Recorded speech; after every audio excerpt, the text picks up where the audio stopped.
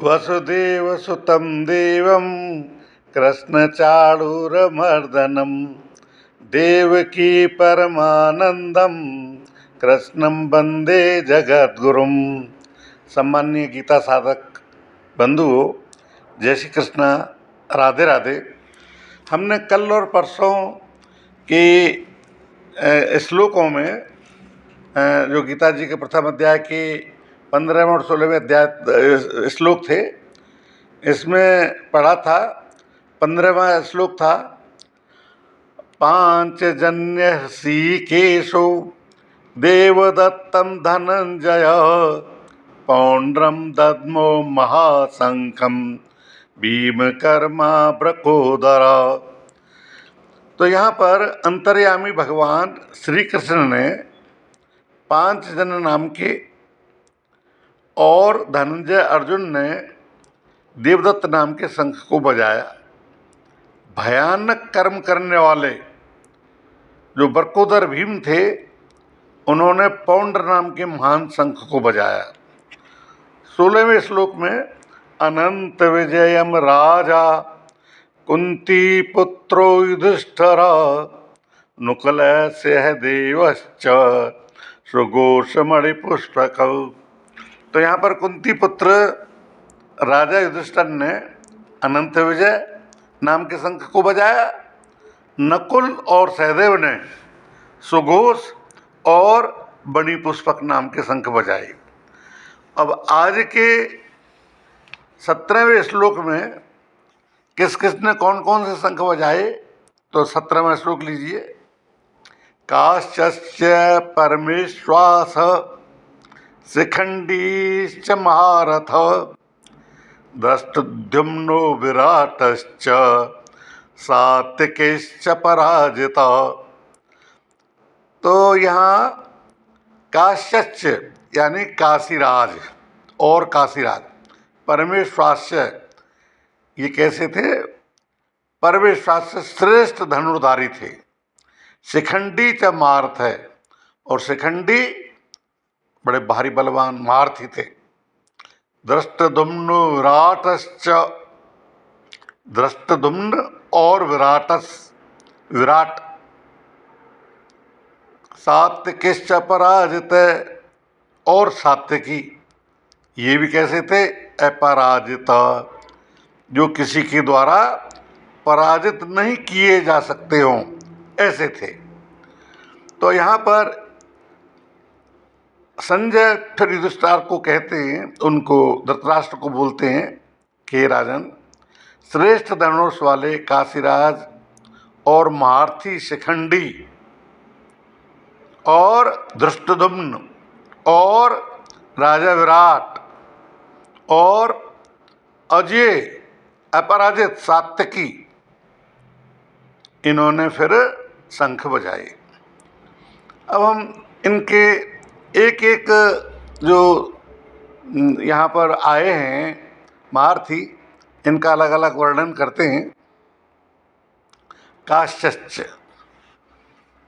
परमेश्वास्य शिखंडी च महारथ दृष्टद्युम्नो विराटश्च सात्विकिश्च पराजिता।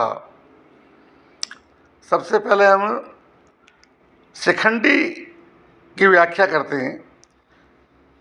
महारथी जो शिखंडी थे वो बहुत सूरवीर थे। ये पहले जन्म में स्त्री यानी काशीराज की कन्या अंबा हुआ करते थे,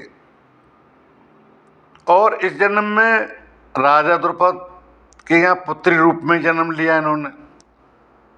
आगे चल करके ये शिखंडी स्थूणाकर्ण नाम के यक्ष से वरदान प्राप्त करके पुरुषत्व प्राप्त करके पुरुष बन गए।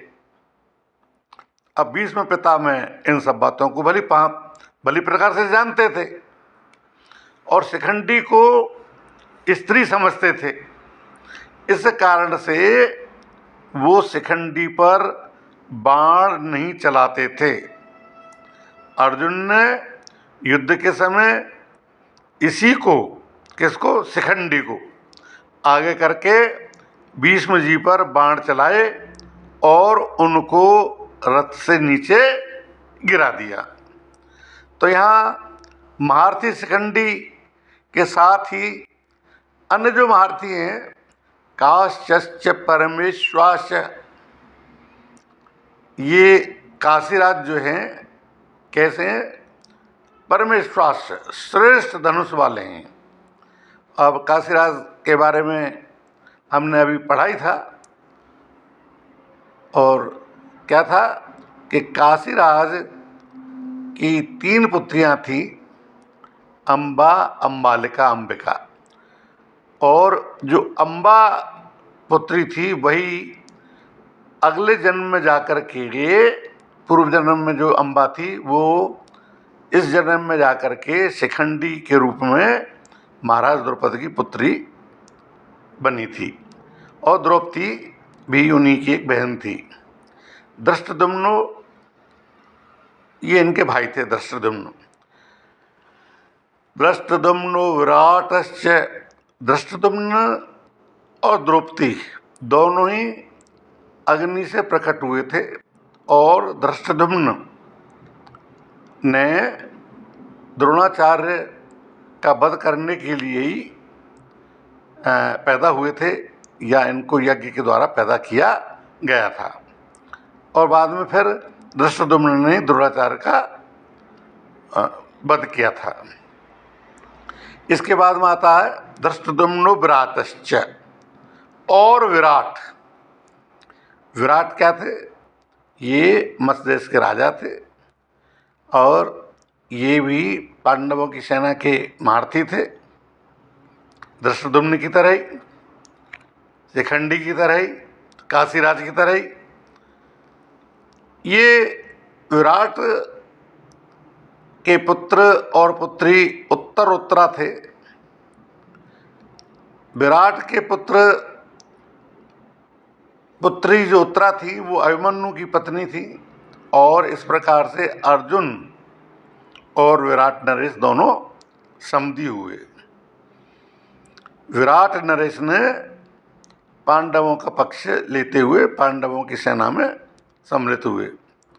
सात्यकिश्च पराजितः, और सात्यकी। सात्यकिश्च पराजितः, ये कैसे थे? अपराजित। सात्यकी कैसे थे? जिनको कोई पराजित कर ही नहीं सकता था। अब सात्यकी कौन थे, इस पर चर्चा करते हैं अपन। सात्यकी यदुवंशी यादव सेना के बहुत बड़े वीर योद्धा थे, महारथी थे, और भगवान श्री कृष्ण की सेना के थे। ये भगवान कृष्ण की जो यादव सेना थी, यदुवंशियों की जो सेना थी, इसको कौरवों की ओर से सम्मिलित होना पड़ा था। जैसा कि जानते हैं, भगवान कृष्ण ने अपनी सेना को कौरवों को दिया था, और स्वयं भगवान कृष्ण पांडवों की तरफ रहे थे। सात्यकी चूंकि अर्जुन के शिष्य थे, उनसे धनुर्विद्या सीखी थी, इसलिए सात्यकी ने अपने गुरु के सम्मुख युद्ध करने से मना करते हुए और प्रार्थना पूर्वक पांडवों की सेना में ही आकर के और महारथी के रूप में काम किया, वहाँ पर सेनापति के रूप में। तो इस प्रकार से आज का 17वां श्लोक पूर्ण होता है, और इसके बाद में 18वां श्लोक लेंगे। आज इतना ही। जय श्री कृष्ण। राधे राधे।